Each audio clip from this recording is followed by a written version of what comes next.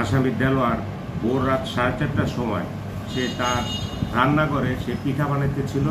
ওই সময় সে তার ঘরে গিয়ে ওই কাঠের ঘরের বটিটা দিয়ে তার কণ্ঠনালী কেটে ফেলে এবং তার ঘাড় মাথা থেকে নামিয়ে ফেলে।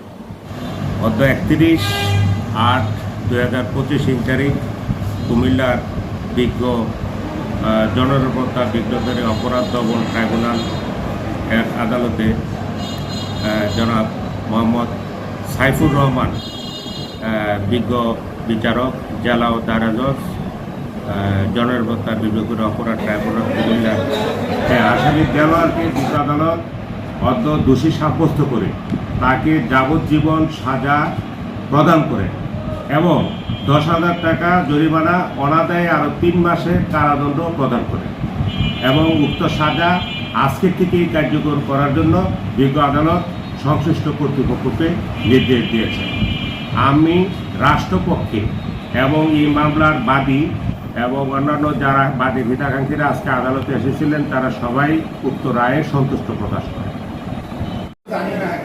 জানি এইভাবে